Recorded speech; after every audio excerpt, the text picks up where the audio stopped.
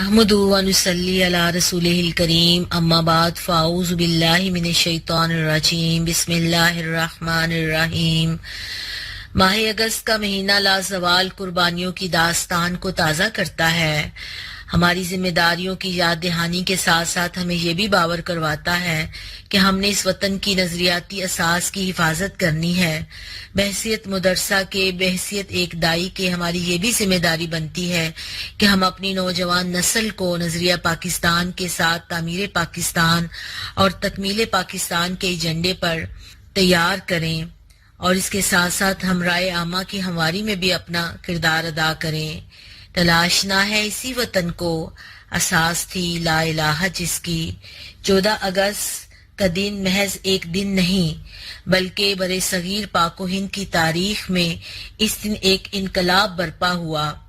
اس انقلابی کشمکش اور طویل جدوجہد کے نتیجے میں مسلمانوں نے نہ صرف برطانوی سامراج کی 200 سالہ غلامی سے نجات حاصل کی بلکہ ہندو سامراج کے تسلط سے بھی رہائی حاصل کی۔ مسلمانوں نے اپنے جان و مال کی قربانی دی۔ انگریزوں کے تسلط سے نجات حاصل کرنے کے لیے قائد اعظم محمد علی جناح کے کیا خوبصورت الفاظ ہیں کہ پاکستان اسی دن قائم ہو گیا تھا جس دن برِ صغیر میں پہلا شخص مسلمان ہوا تھا۔ حقیقت یہ ہے کہ برِ صغیر کے مسلمانوں نے کبھی بھی انگریز کی حکمرانی کو دل سے تسلیم ہی نہیں کیا۔ انگریزوں اور ان کے نظام سے نفرت، اس کا اظہار، برطانوی اقتدار کے خاتمے کی جدوجہد، اس کے لیے قربانیاں، یہ دراصل برِ صغیر کے مسلمانوں کا اسلام اور دو قومی نظریے پر غیر متزلزل ایمان و یقین کا واضح ثبوت تھا۔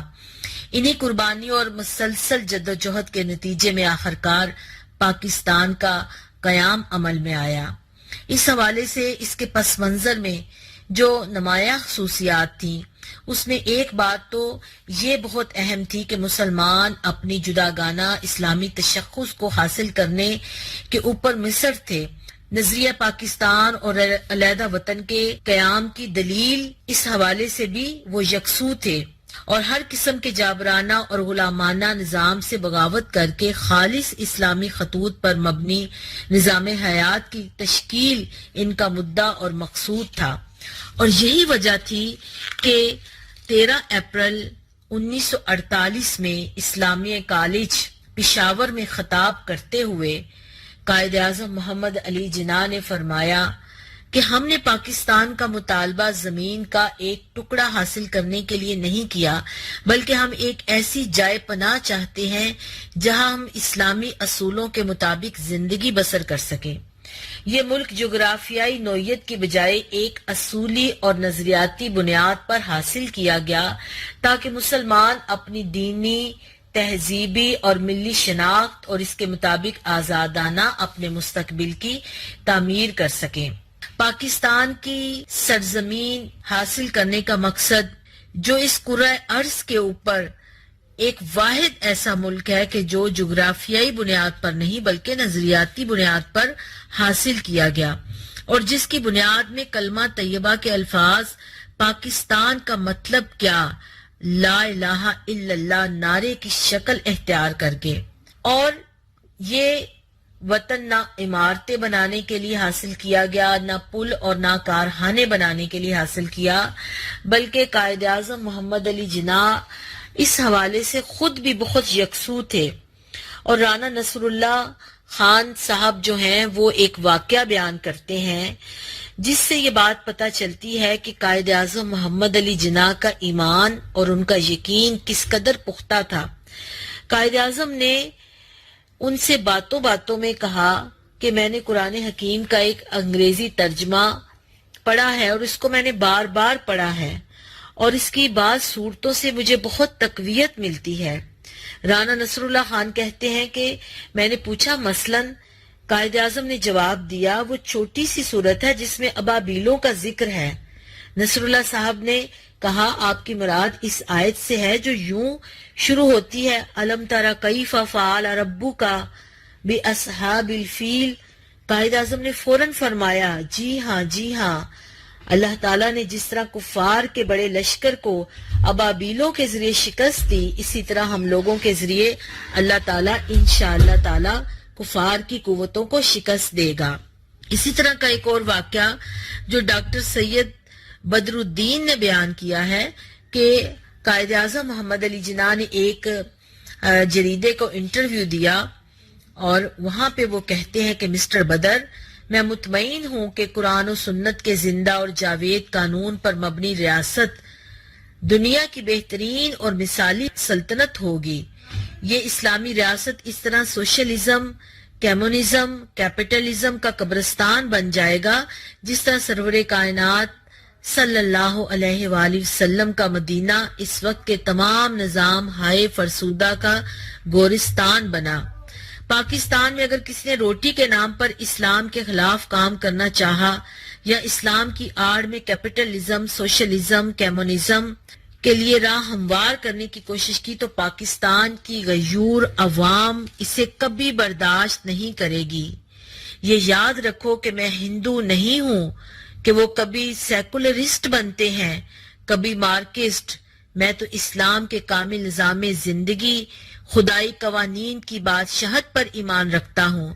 مجھے عظیم فلاسفر اور مفکر ڈاکٹر اقبال سے نہ صرف پوری طرح اتفاق ہے بلکہ میں ان کا مقصد ہوں، اور میرا ایمان ہے کہ اسلام ایک کامل ضابطۂ حیات ہے۔ دنیا کی تمام مصیبتوں اور مشکلات کا حل اسلام سے بہتر کہیں نہیں ملتا۔ سوشلزم ہو، امریکائزم ہو، روسزم، ماڈرنزم، کمیونزم، کیپٹلزم، ہندوازم یا امپیریلزم، سب دھوکہ اور فریب ہے۔ یہاں پر یہ بات بہت واضح ہو جاتی ہے کہ قائد اعظم محمد علی جناح اور دو قومی نظریہ پاکستان کو معرض وجود میں لانا مقصود بذات نہیں بلکہ مقصد کے حصول کے ذریعے کا درجہ رکھتا ہے۔ ہمارا نصب العین یہ تھا کہ ہم ایسی مملکت کی تشکیل کریں جہاں ہم آزاد انسانوں کی طرح رہ سکیں، جو ہماری تہذیب و تمدن کی روشنی میں پھیلے پھولے، اور جہاں معاشرتی انصاف کے اصولوں کو پوری طرح پنپنے کا موقع مل سکے۔ جس چیز نے قیام پاکستان کو ممکن بنایا وہ چیز آزادی اور خود مختار ریاست کا جذبہ تھا، اور اس کے ساتھ وہ بے دریغ قربانی تھی جو جانی بھی تھی اور مالی بھی تھی، اور پھر مخلص اور باصلاحیت اہل ایماندار قیادت نے اس خواب کو تکمیل تک پہنچایا۔ اور اس کی خاطر قائد اعظم محمد علی جناح علامہ اقبال کے کہنے پر لندن کی پرسکون زندگی چھوڑ کر واپس آ گئے۔ پاکستان کے نظام حکومت کی بنیاد لا الہ الا اللہ ہی ہوگا، اور اس پر ایک ایسی اصلاحی اور فلاحی اسٹیٹ قائم ہوگی، دنیا اس کی تقلید پر مجبور ہو جائے گی، اور محمد عربی صلی اللہ علیہ وآلہ وسلم کا نظام حکومت، نظام معیشت، نظام سلطنت کا ڈھانچہ ہر شخص کی خوشحالی اور فارغ البالی کی ضمانت دیتا ہے۔ وہی ہمارا رول ماڈل ہے۔ اسی طرح ہم دیکھتے ہیں کہ مدینہ منورہ اور پاکستان میں جو مماثلت ہے، ان دونوں میں مماثلت نظریے کی بنیاد پر نظر آتی ہے۔ دونوں ریاستیں اسلام کے نام پر قائم ہوئیں۔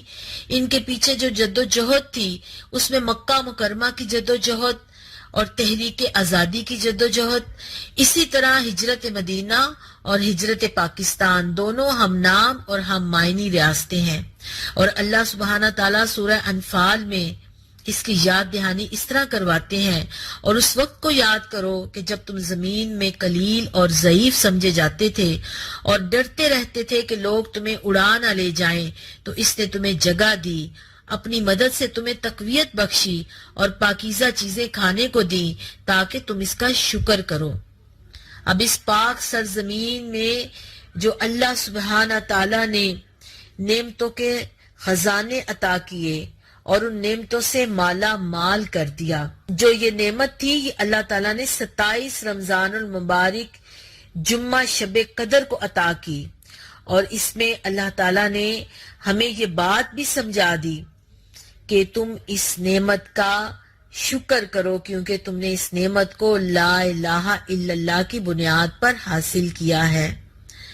پاک سرزمین نعمتوں کے خزانوں سے مالا مال، جہاں پر بہترین سمندر، جہاں پر خزانوں سے بھرے ہوئے پہاڑ، جس کے دریا، جس کے صحرا، 4 موسم اور زرعی لینڈ، بندرگاہیں، گوادر پورٹ جو ڈیپ سی ہے، یہ اللہ تعالیٰ کی بہت بڑی نعمت ہے اور اللہ تعالیٰ کی بے شمار نعمتیں ہیں۔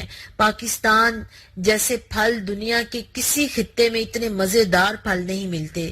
اگر ہم ان نعمتوں کا ذکر کرنا شروع کریں تو اس کے لیے بھی پورا ایک پروگرام چاہیے۔ پھر اس کے بعد اسلامی جمہوریہ پاکستان کا دستور، یہ بھی اللہ سبحانہ تعالیٰ کی ایک بہت بڑی نعمت ہے، جس میں اللہ تبارک و تعالیٰ ہی پوری کائنات کا بلا شرکت غیر حاکم مطلق ہے، جس میں جمہوریت، آزادی، مساوات، رواداری اور عدل کے اصول اسلام کی تشریح کے مطابق ہوں گے اور ان کے اوپر عمل درآمد اسلام کے اصولوں کی روشنی میں ہوگا۔ اسی طرح اس دستور کا حصہ یہ بھی ہے کہ مسلمان اجتماعی اور انفرادی زندگیاں اسلامی تعلیمات کے مطابق گزار سکیں۔ اقلیتوں کے حقوق کا تحفظ بھی اس دستور میں کیا گیا ہے۔ پاکستان کا جوہری پروگرام اور اس کی صلاحیت کا حاصل کرنا، یہ بھی پاکستان کے لیے ایک امتیازی خصوصیت ہے۔ نوجوان کسی ملک اور قوم کے لیے قیمتی اثاثہ ہوتے ہیں۔ اس وقت دنیا میں نوجوانوں کی 5ویں بڑی تعداد کا حامل ملک پاکستان ہے، واحد خوش نصیب ملک جس کی کل آبادی کا 68% حصہ نوجوانوں پر مشتمل ہے۔ علامہ اقبال فرماتے ہیں، اس قوم کو شمشیر کی حاجت نہیں رہتی، ہو جس کے جوانوں کی خودی صورت فولاد۔ نوجوانوں کا فعال کردار قومی ترقی کا ضامن ہے۔ قائد اعظم محمد علی جناح نے نوجوانوں کے حوالے سے یہ بات کہی کہ نوجوان قوم کا مستقبل ہے، انہیں کام اور کام کرنا چاہیے۔ ایمان، اتحاد اور تنظیم کے سنہری اصول عطا کیے۔ اللہ تعالیٰ نے پاکستان کو لازوال اور بیش بہا نعمتوں سے مالا مال کیا، جہاں قدرتی وسائل اور افرادی وسائل بھی موجود ہیں، مگر ہماری حالت زار کہ اتنے وسائل ہونے کے باوجود عوام مفلوق الحال کیوں؟ پاکستان کشکول اٹھائے امداد کا منتظر کیوں رہتا ہے؟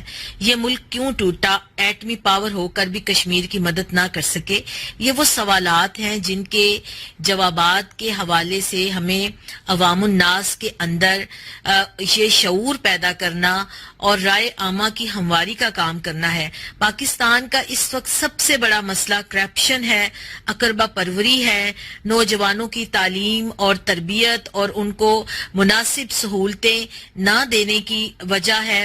اسی طرح جو نظریاتی اساس جس پر اس ملک کو حاصل کیا گیا تھا اس کے مطابق قوم کی ڈیولپمنٹ کا کام نہیں کیا گیا، اور جو موجودہ طبقہ اور اشرافیہ جو حکومت کے اوپر قابض رہتا ہے وہ اب تک ذہنی غلامی کا شکار ہے۔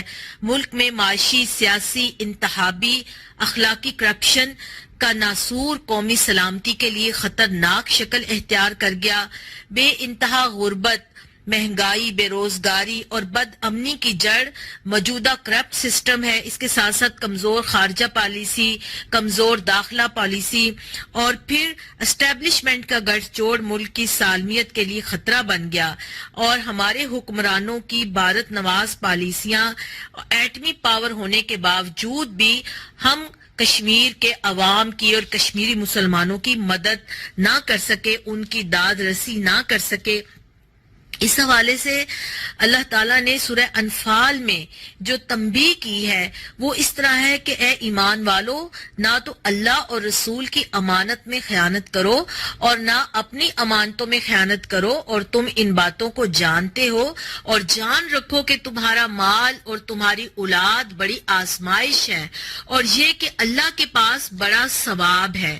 یہ وہ تنبیہ ہے کہ یہ وطن جو ہمارے پاس ایک امانت کے طور پر اللہ تعالیٰ نے ہمیں دیا تھا، کیونکہ اس کی بنیاد کے اندر لا الہ الا اللہ کا نعرہ تھا، تو اگر ہم اس امانت کی اس طرح حفاظت نہیں کر سکے تو اللہ تعالیٰ کی اس تنبیہ کو ہمیں یاد رکھنا چاہیے اور ہمیں عوام الناس کو یہ بات باور کروانا چاہیے کہ اس وطن کو حاصل کرنے کے لیے ہمارے بزرگوں نے جو قربانیاں دی تھی، جو جانوں کے نذرانے پیش کیے تھے، وہ صرف اس وجہ سے نہیں تھے کہ جو اس وقت پاکستان کا قومی منظرنامہ جو تصویر پیش کر رہا ہے، کرپٹ اشرافیہ نے آمروں اور مفاد پرستوں کے ساتھ مل کر پاکستان کے انتظامی ڈھانچے کو تباہ و برباد کر دیا۔ پاکستان میں اس وقت 12 ارب روپے روزانہ کرپشن ہو رہی ہے۔ کرپشن کا یہ حجم ناقابل یقین ہے، لیکن کیا کیا جائے کہ خود سرکاری ادارے اس کی توثیق کرتے ہیں۔ پاکستان میں توانائی کے میگا پروجیکٹ جس میں بادشاہ ڈیم، داسو ڈیم، بنائی ڈیم، کالا باغ ڈیم وغیرہ شامل ہیں۔ اگر ہم کرپشن پر قابو پا لیں تو 1.5 سال میں توانائی کے ان منصوبوں کے لیے رقم جمع ہو سکتی ہے۔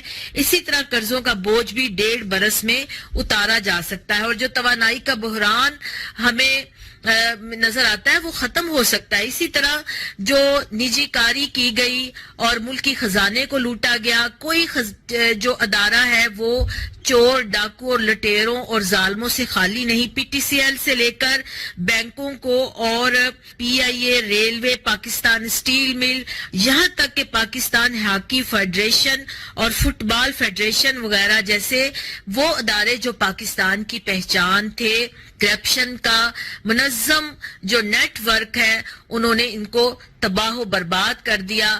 سیاسی انتشار بھی پھیلا، اور اس لحاظ سے انتخابات اور قومی جو پارلیمنٹ ہے، قومی ادارے ہیں، وہ بے وقت ہو گئے۔ اور ہم یہ بھی جانتے ہیں کہ اس کرپشن کی وجہ سے، اس نظام کی وجہ سے جان بچانے والی ادویات تک میں ملاوٹ کی جا رہی ہے۔ نواز شریف سے لے کر عمران خان تک اقتدار میں آنے کے لیے اعلان کرتے ہیں کہ سب کا احتساب ہوگا اور سرعام ہوگا، لیکن آج تک وہ احتساب جو ہے وہ نہیں ہو سکا، اور یہ احتساب کا نہ ہونا بھی آئین کی پامالی کی ایک شکل ہے۔ اسی طرح جب ہم نے امریکہ کا ساتھ دیا تو ہماری خود مختاری بھی چھن گئی، کشمیر کے ایشو پر پسپائی اختیار کی گئی، چنانچہ اندرونی طور پر بھی معیشت کی زبوں حالی اور عوام کی پریشانی میں مہنگائی کی صورت میں اضافہ ہوا۔ گیس کا بحران، بجلی کا بحران، پانی کا بحران، آٹے کا بحران اور چینی کا بحران اور دیگر انتظامی امور کے لحاظ سے بھی ملک کے اندر ناسازگار حالات، لا قانونیت، بد امنی اور انصاف کی عدم دستیابی جیسے مسائل آتے رہے اور عوام انصاف کو ترستے رہے۔ سوال یہ پیدا ہوتا ہے کہ کیا مسلمانوں نے اس لیے قربانی دی تھی؟ کیا اس لیے پاکستان حاصل کیا گیا تھا جو اس وقت کا پاکستان کے اندر کا منظرنامہ ہے؟ کیا ہم یہ سوچ سکتے ہیں کہ آج ہم آزاد ہیں؟ کبھی کبھی یہ خیال آتا ہے کہ قائد اعظم جنہوں نے اتنی انتھک محنت اور کوشش کے بعد اب کو قائم کر کے دکھایا، تو آج ان کو ہم یہ بات کہتے ہوئے ایک شرمندگی بھی محسوس کرتے ہیں کہ تو نے ہم کو کیا دیا اور ہم نے تجھ کو کیا دیا، ایک تیری تصویر رکھ لی، باقی سب کچھ کھو دیا، ٹکڑے ٹکڑے کر دیا تیرے اس عرض پاک کو، دیکھ کر تیرا وطن پھر میں چپکے سے رو دیا، اے قائد ہم شرمندہ ہیں اپنا نہ سکے کردار تیرا۔ جماعت اسلامی پاکستان کی نظریاتی احساس کا تحفظ، نظریہ پاکستان کا تحفظ چاہتی ہے، اور اس تحفظ کے لیے جمہوری جدوجہد سے آئین پاکستان کی بالادستی چاہتی ہے، اور جماعت اسلامی یہ سمجھتی ہے کہ پاکستان میں اصلاح انقلاب اور تبدیلی کے لیے ایک ہی راستہ ہے، اور وہ آئینی اور انتخابی جدوجہد کا راستہ ہے۔ سامراجی قوتوں نے ہمیشہ غیر جمہوری نظام کی حمایت کی تاکہ ملک کا تشخص بدل ڈالیں، ملک کے انتظامی ڈھانچے کو تبدیل کر ڈالیں۔ جماعت اسلامی آئین پاکستان کی وفادار اور محافظ جماعت ہے۔ ملک میں امریکہ کی وفاداری کا نظام نظر آتا ہے مگر اللہ کا نظام نظر نہیں آتا۔ آئین پاکستان قرآن و سنت کو سپریم لا قرار دیتا ہے مگر بار بار آئین کی پامالی اور اس پامالی میں سود کا نظام ملک میں چلتا ہوا نظر آتا ہے۔ سود اللہ اور اس کے رسول کے ساتھ اعلان جنگ ہے اور کھلا اعلان جنگ ہے۔ اسی طرح مسئلہ کشمیر اور اس کے ساتھ بھارتی جارحیت، کشمیر زمین کے ایک ٹکڑے کے حصول کا نہیں بلکہ ملک کی شاہراہ کی حفاظت کا مسئلہ ہے۔ بھارت کے ساتھ معاملات میں خصوصاً 5 اگست 2019 کو بھارت کے غیر انسانی، غیر قانونی، غیر آئینی اقدام کو سفارتی محاذ پر بھارت کی گہری سازش اور اقوام متحدہ کی قراردادوں کی خلاف ورزی قرار دیا جائے۔ حکومت پاکستان اپنے بیانیے کو درست کر لے۔ پاکستان کی عوام اس بات کو بھی سمجھتے ہیں کہ کشمیر کے اندر جو اکثریتی علاقہ جہاں پر کشمیری ہیں، کشمیریوں کی اکثریت کو اقلیت میں تبدیل کر کے ان کی اس سرزمین کے اوپر قبضہ کیا جا رہا ہے اور وہاں پر دیگر آبادیوں کو آباد کرنے کی پلاننگ کی جا رہی ہے۔ کشمیر پاکستان کا حصہ ہے۔ کشمیریوں نے ہمیشہ پاکستان کی لڑائی لڑی ہے اور جس پر بھارت نے غاصبانہ قبضہ کر لیا ہے۔ کشمیریوں کو ان کا حق خود ارادیت دیا جائے، ان کی مخصوص حیثیت کو بحال کیا جائے۔ وزارت خارجہ کی پالیسی پر قومی سطح سے نظر ثانی کی ضرورت ہے۔ کشمیر کا مسئلہ دراصل اس وقت بہت ہی اہم مسئلہ ہے اور اس مسئلے میں جو حکومت کی پسپائی والی کیفیت ہے اس سے پاکستانی عوام بہت دل برداشتہ ہے اور جماعت اسلامی نے ہمیشہ پاکستانی عوام کے جذبات کی ترجمانی کی ہے۔ اسی طرح جماعت اسلامی یہ بھی سمجھتی ہے کہ جب اقتدار امانت دار لوگوں کے ہاتھوں میں آتا ہے، اہل لوگوں کے ہاتھوں میں آتا ہے، مخلص قیادت ملک کی بھاگ دوڑ کو سنبھالتی ہے، قوم کی بھاگ دوڑ کو سنبھالتی ہے تو قومیں آگے بڑھتی ہیں، عروج کی طرف جاتی ہیں اور پوری ہماری اسلامی ہسٹری اس بات کی گواہ ہے اور اس کی مثالیں ملتی ہیں۔ قیادت مفاد پرست ہو تو بس اپنے ہی مفاد کو ترجیح دیتی ہے اور قومی مفاد کو پس پشت ڈال دیتی ہے، دوسروں کے سہارے پر چلتی ہے اور دوسروں کے اشاروں پر چلتی ہے، قوم زوال کا شکار ہوتی ہے اور پستی کے گھڑے میں گرتی چلی جاتی ہے، اچھے قوانین اور آئین بے اثر ہو جاتا ہے۔ اسی طرح انتخابات ملک کے لیے قیادت کی فراہمی کا بنیادی ذریعہ ہے، عوام کی صحیح نمائندے کے منتخب کرنے کا واحد موقع ہے۔ پاکستان کے تمام بگاڑ کی ذمہ داری ہر اس فرد پر ہے جو اپنے ووٹ کو صحیح استعمال نہیں کرتا۔ جماعت اسلامی پوری قوم کو ووٹ دینے کا شعور دینا چاہتی ہے، وہ یہ شعور دے کر ان کو یہ باور کروانا چاہتی ہے کہ ان کے ووٹ کی طاقت سے، ان کے ووٹ سے آنے والے افراد جب وہ ظلم و ستم کرتے ہیں، اس ملک کی بنیادوں کو کھوکھلا کرتے ہیں، اس ملک کے نظریے کو بیچتے ہیں تو ان کے اس جرم کے اندر وہ ووٹر بھی برابر کا شریک ہوتا ہے۔ اور ہم انہیں یہ بھی باور کروانا چاہتے ہیں کہ وہ اپنا ووٹ ایماندار اور اہل کے سپرد کریں تاکہ پاکستان امن اور خوشحالی اور ترقی کے راستے پر گامزن ہو سکے۔ ملک میں احتسابی عمل جس کا ڈھونگ رچایا گیا اور ہر آنے والا یہ کہتا ہے کہ ملک کے اندر احتسابی عمل ہوگا اور احتساب سب کا ہوگا، مگر ایسا نہیں ہو سکا۔ جماعت اسلامی نے 1996 سے احتساب کی تحریک چلائی۔ قاضی حسین احمد اس تحریک کے روح رواں تھے اور موجودہ ہمارے امیر محترم جناب سراج الحق صاحب کی قیادت میں بھی کرپشن فری پاکستان کی تحریک زور و شور سے چلائی گئی۔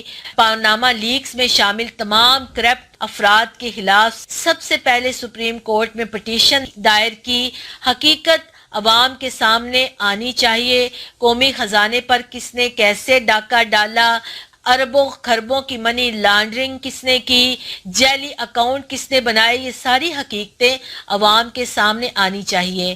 جماعت اسلامی یہ سمجھتی ہے حکومتی چشم پوشی احتسابی عمل کو مشکوک بنا رہی ہے اور یہ نہیں ہونا چاہیے بلکہ سب کا احتساب ہونا چاہیے اور کون کون اس میں ملوث ہے سب کو پتہ ہے، اس لیے مجرموں کو قرار واقعی سزا دینی چاہیے اور لوٹی رقم واپس پاکستان کے خزانوں کے اندر داخل کرنی چاہیے۔ اور ہم یہ سمجھتے ہیں جماعت اسلامی کے تمام کارکنان، جماعت اسلامی کے تمام ارکان اور جماعت اسلامی کا ایک ایک فرد جو ہے وہ پاکستان کی امید ہے، اور ہم نے اس امید کو عام افراد تک لے کر جانا ہے اور ان کو یہ بات کہنی ہے کہ امید بنو، تعمیر کرو سب مل کر پاکستان کی۔ ہماری دعوت اللہ ہے۔ جماعت اسلامی کا عزم حلقے خدا کی خدمت ہے۔ جماعت اسلامی کا مقصد پاکیزہ پرامن اسلامی معاشرے کی تشکیل ہے۔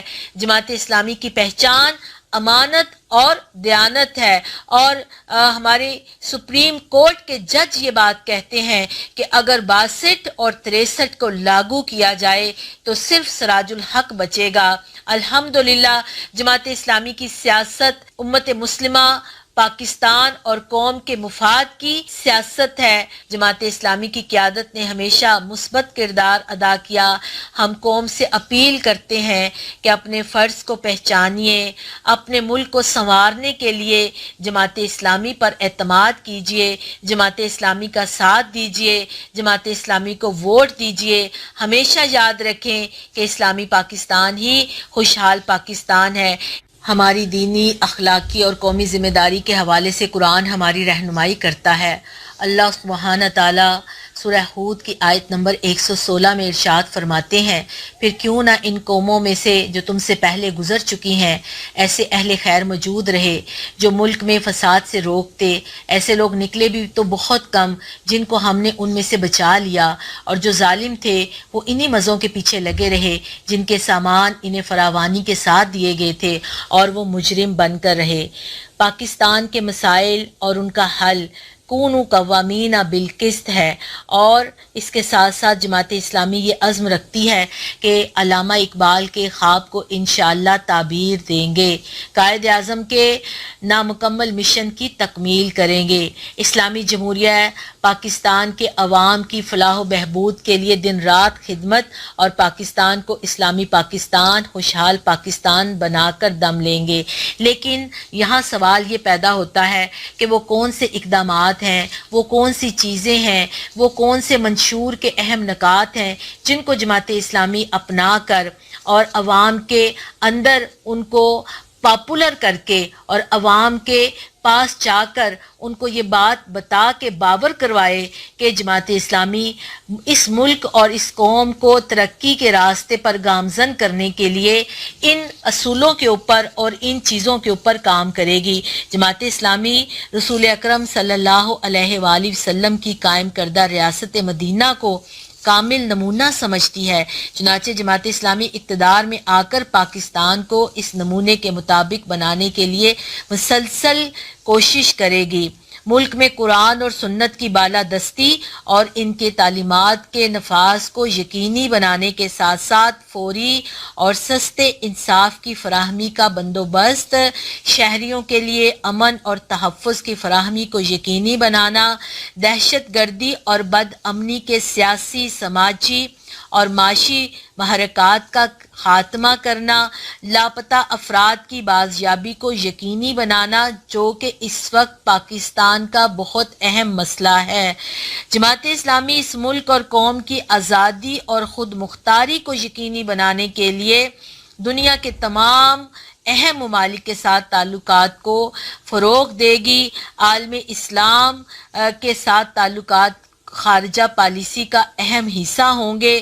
جماعت اسلامی امت مسلمہ کے خوابوں کی تعبیر کو یقینی بنانے کے لیے مسلم ملکوں کی مشترکہ منڈی، کرنسی اور مشترکہ پارلیمنٹ کے قیام کے لیے بھی بھرپور کوشش کرے گی، اور پاکستان کے جو پالیسیز ہیں اس میں کشمیر اور فلسطین کے مظلوم مسلمانوں کی جدوجہد آزادی کی ہر سطح پر حمایت کرے گی۔ مہنگائی میں کمی اور اس کے خاتمے کے لیے خصوصی حکمت عملی وضع کی جائے گی، ٹیکسوں کے نظام میں انقلابی تبدیلیاں کی جائیں گی۔ اسی طرح توانائی کے بحران کے خاتمے کے لیے منصوبے بنائے گی، اور 50,000 میگا واٹ بجلی کی پیداواری صلاحیت کو بڑھایا جائے گا اور اس کو یقینی بنایا جائے گا۔ اس کے لیے ڈیموں کی تعمیر اور کوئلے سے بجلی بنانے کے تمام ذرائع کو استعمال کیا جائے گا۔ بینکاری کے نظام کو سود سے پاک کرنے کی اور خود انحصاری کی پالیسی اختیار کی جائے گی، اور پاکستان کی قوم کو غیر ملکی قرضوں کی لعنت سے نجات دلائی جائے گی۔ ملک میں نظریاتی اور یکساں نظام تعلیم کو رائج کیا جائے گا۔ ہر باصلاحیت طالب علم کے لیے اعلیٰ تعلیم کے دروازے کھلے رکھے جائیں گے۔ اسی طرح غیر اسلامی رسومات کی حوصلہ شکنی کی جائے گی۔ خواتین کی ملکیت، تعلیم اور روزگار سے متعلق ان کے حقوق کا تحفظ کیا جائے گا۔ ملک کے اندر زرعی انقلاب کو برپا کرنے کے لیے بھرپور پلاننگ کی جائے گی۔ محنت کشوں، نوجوانوں اور بزرگ شہریوں کے مفادات اور حقوق کے تحفظ کو یقینی بنایا جائے گا۔ اسی طرح سرکاری ہسپتالوں میں مفت اور معیاری علاج فراہم کیا جائے گا اور اقلیتوں کے مذہبی حقوق کی پاسداری کی جائے گی۔ یہ وہ تمام اقدامات ہیں جو جماعت اسلامی یہ عزم رکھتی ہے کہ جب وہ حکومت بنائے گی تو وہ اس حوالے سے پاکستان کے عوام کی خوشحالی کے لیے، پاکستان کے عوام کو، اس وطن کو اسلامی پاکستان اور خوشحال پاکستان اور کرپشن سے پاک پاکستان بنانے کے لیے کوشش کرے گی۔ ہر پاکستانی کو 14 اگست کے دن یہ دعوت بھی دیتی ہے کہ آئیں ہم تجدید عہد کریں، پاکستان کو مسائل سے نکالنے کے لیے اپنا کردار ادا کرنے کا عہد کریں۔ قیام پاکستان کی جدوجہد کی طرح اس وقت بھی سرگرم عمل ہو جائیں، اور جس جگہ پر ہم موجود ہیں، اگر ہم ایک شہری ہیں تو ہم ایک اچھے شہری بننے کی کوشش کریں۔ اگر ہم ڈاکٹر ہیں، اگر ہم نوجوان ہیں، ہم طالب علم ہیں، ہم جس جگہ پر جو حیثیت رکھتے ہیں، جو کام کر رہے ہیں، اس میں ہم اس طرح کام کریں کہ اس کا نتیجہ پاکستان کی خوشحالی کی شکل میں نکلے۔ اس جدوجہد میں جماعت اسلامی کا ساتھ دینے کا عہد کریں۔ جماعت اسلامی کی جدوجہد اصل میں اسلام کی جدوجہد ہے، اللہ کے دین کے قیام اور غلبہ اسلام کی جدوجہد ہے، اور پاکستان کو اس کے نظام کی بنیاد پر، یعنی کہ اللہ اور محمد صلی اللہ علیہ وآلہ وسلم کے دیے ہوئے نظام کی بنیاد پر پاکستان کو مستحکم کیا جائے گا۔ ہم خود اپنے ملک کو اسلامی نظام کا مثالی نمونہ بنا دیں گے، جس میں حق و صداقت پر ایمان رکھتے اور اس کو بہترین نظام ثابت کر کے دکھائیں گے۔ ہماری منزل مدینہ کی اسلامی فلاحی ریاست ہوگی۔ آزادی، خود مختاری اور خود انحصاری سے سجایا ہوا پاکستان، جہاں مہنگائی، بے روزگاری اور کرپشن سے پاک معاشرہ ہوگا۔ جس سرزمین کو کلمہ کے نام کی سربلندی کے لیے حاصل کیا تھا، اس عہد کو پورا کریں گے۔ میں پاکستان ہی خوشحال پاکستان ہے، اسلام